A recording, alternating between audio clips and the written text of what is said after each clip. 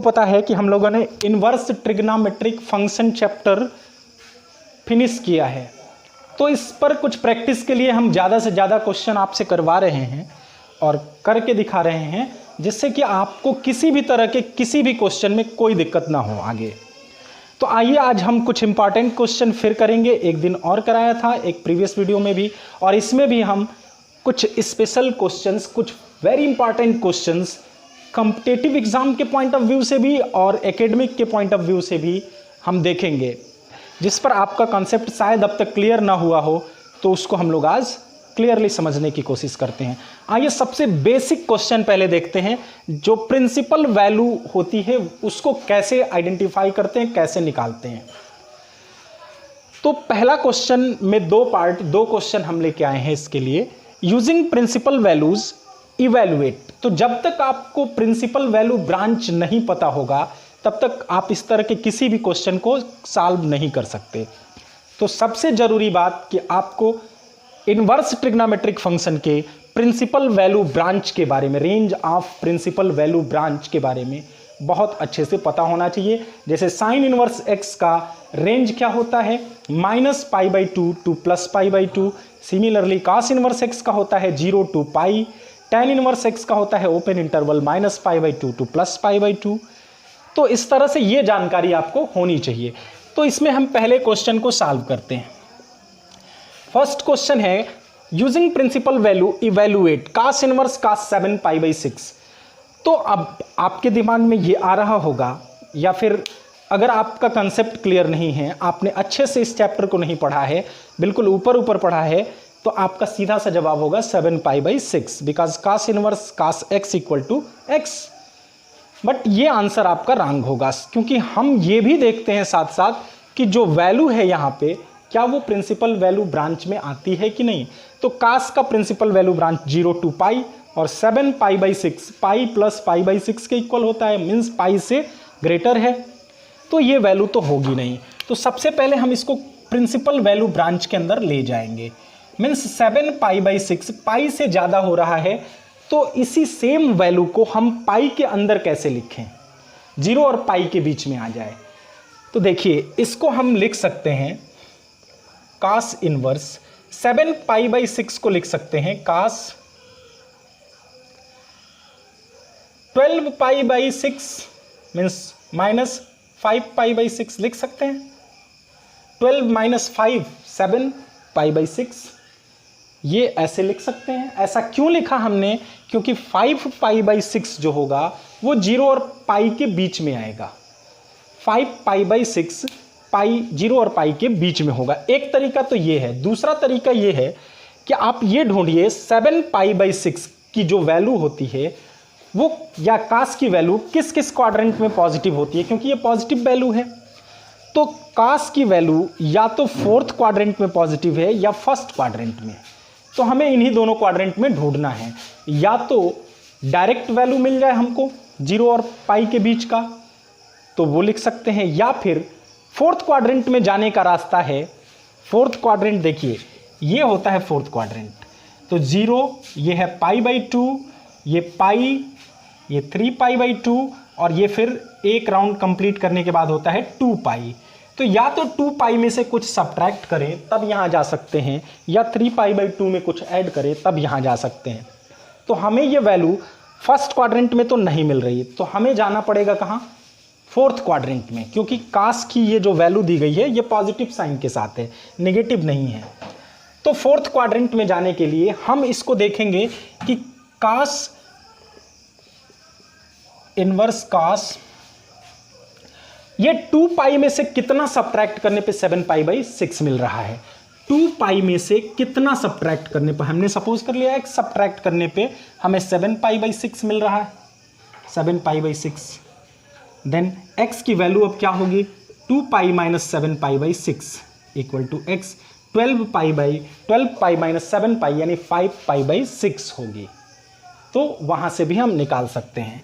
Second quadrant में जाने के लिए हम फोर्थ क्वाड्रेंट में जाने के लिए अब इस वैल्यू को क्या लिखेंगे, 2 पाई 12/6 2 पाई -5π/8, और cos 360 - थीटा होता है cos थीटा, कास 360 माइनस थीटा होता है कास थीटा, मीन्स कास 2 पाई माइनस थीटा अगर है, ये कास इनवर्स है, तो हम इसको सिर्फ कास थीटा ही लिखेंगे, बिकॉज हमने पढ़ रखा है cos 2 pi minus theta equal to cos theta, fourth quadrant में कास पॉजिटिव है।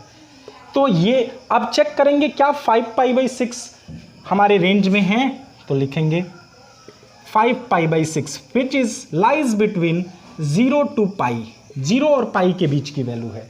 न्यूमरेटर छोटा है, डिनोमिनेटर बड़ा है, तो 0 से बड़ा होगा और 1 से छोटा होगा, मीन्स पाई 0 और पाई के बीच का होगा, तो ये हमारा प्रिंसिपल वैल्यू होगा।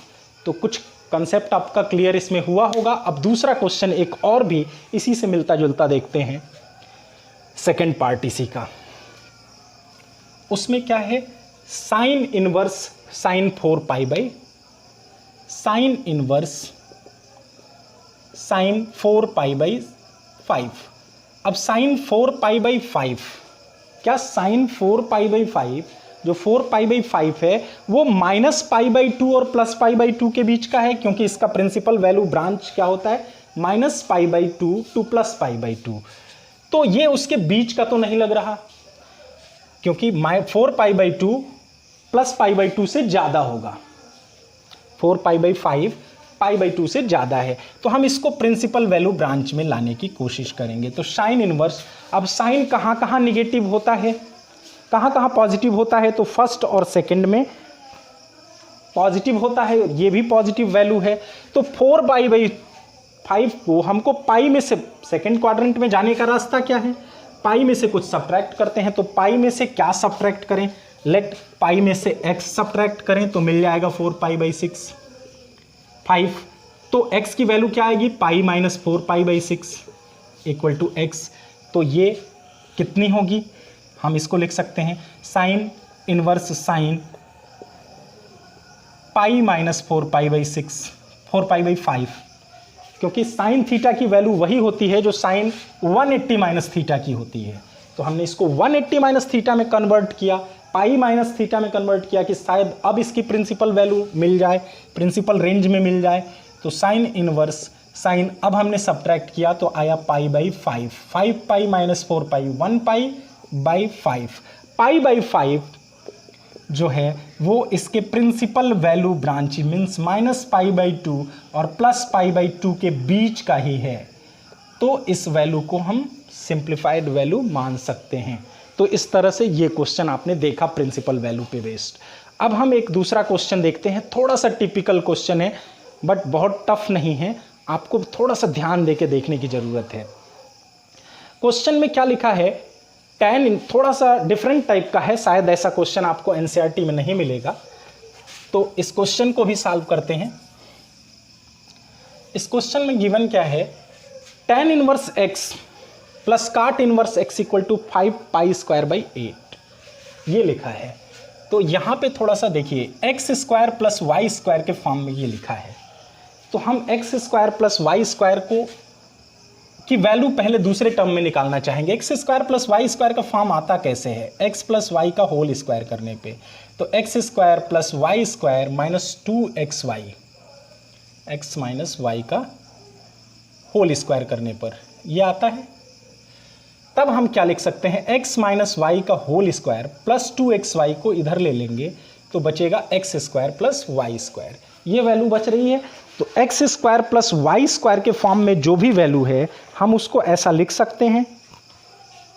तो अब आइए लिखते हैं, x के प्लेस पे यहाँ क्या है, tan इनवर्स x, तो हम लिख सकते हैं इसको tan इनवर्स x माइनस काट इनवर्स x, y के जगह पे है, इसका होल स्क्वायर माइनस 2xy, ये x square plus y square के फॉर्म में था, x square plus y square is equal to होता है एक्स माइनस वाई का होल स्क्वायर प्लस 2xy, तो हमने लिखा minus 2 tan inverse x into cot inverse x equal to 5 pi square by 8, ये हमारा एक एक्सप्रेशन हुआ।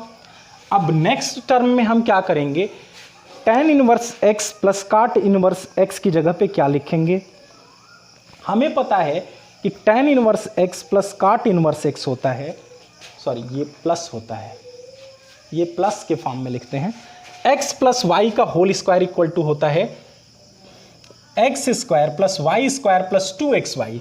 तो x square plus y square होगा x प्लस वाई का होल स्क्वायर माइनस 2xy। इसको इधर ट्रांसपोज करके लाएंगे, हमने x माइनस वाला लिखा था उसको थोड़ा सा करेक्ट करते हैं। तो ये हुआ tan inverse x plus cot inverse x। ऐसा क्यों किया हमने, इसको सिंप्लीफाई करके थोड़ा सा छोटा करने के लिए। तो अब ये छोटा हो गया थोड़ा सा, अब हम क्या लिखेंगे इसको, tan inverse x plus cot inverse x की वैल्यू हमें पता है कितनी होती है, π/2। ये हमने properties of inverse trigonometric function में पढ़ा है। तो यहाँ हम रखेंगे π/2 का square minus 2 tan inverse x into cot inverse x। तो अब हम 2 tan इनवर्स x लिखेंगे और यहाँ cot इनवर्स x को भी कन्वर्ट कर लेंगे। cot inverse x equal to हम लिख सकते हैं π/2 minus tan inverse x, because हमको ये पता है कि tan inverse x plus cot inverse x होता है π/2। तो tan इनवर्स x के जगह पे क्या लिख सकते हैं, π/2 माइनस cot इनवर्स x, और cot इनवर्स x के जगह पे रख सकते हैं π/2 minus tan inverse x equal to इधर क्या मिल रहा है 5π²/8। अब ये होगा π²/4 माइनस 2 और इंटू पाई से मल्टीप्लाई होगा, तो ये पाई tan inverse x minus 2 tan inverse x का होल स्क्वायर इक्वल टू 5π²/8। ये एक्सप्रेशन हमको मिला।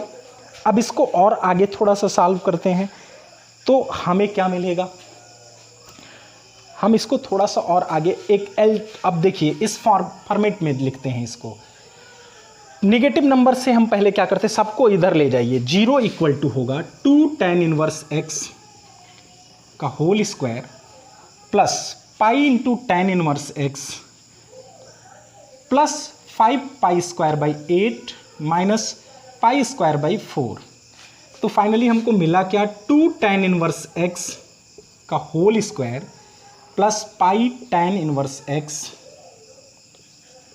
प्लस यहाँ सब्ट्रैक्ट करेंगे तो होगा 5 माइनस 2 3π² इक्वल टू 0। ये अब ये किस फॉर्मेट में है, ये है ax² plus bx plus c के फॉर्मेट का है। तो अब इसको अब ये quadratic as a quadratic equation हम सपोज करके सॉल्व करेंगे। तो क्वाड्रेटिक इक्वेशन के फॉर्मेट में जब इसको सॉल्व करेंगे तो मिलेगा क्या, क्वाड्रेटिक इक्वेशन अगर कोई हो, देखिए बिल्कुल ये मिल रहा है कैसे, ax² plus bx plus c equal to 0, इसी फॉर्मेट का है। तो इसका सोल्यूशन हमको पता होता है, x इक्वल टू क्या होता है, minus B plus minus b² minus 4ac square root में अपॉन 2a, क्वाड्रेटिक फार्मूला। तो हम इसी का यूज करेंगे। तो बट यहाँ पे डिफरेंस क्या है, x के जगह पे है tan इनवर्स x, तो हम लिखेंगे tan inverse x equal two by quadratic formula minus b कितना है, tan इनवर्स x का जो फैक्टर है pi, plus minus under root b², तो b² है π² हो जाएगा, माइनस 4ac, तो माइनस 4 इंटू 2, a है 2 और c है 3π²/8, 3π²/8। यहाँ 8 से ये कैंसिल आउट हुआ, अपॉन 2a, 2 इंटू a कितना है 2। तो tan inverse x equal to आया minus pi plus minus under root, अब देखो π² माइनस 3π², π² माइनस 3π²। तो ये थोड़ा सा यहाँ पे थोड़ा सा मिस्टेक है। ये देखिए ये माइनस और ये प्लस होगा, ये प्लस होगा 2 tan इनवर्स x, तो इधर प्लस रहेगा, ये माइनस रहेगा, ये माइनस रहेगा, ये माइनस होगा, ये प्लस होगा।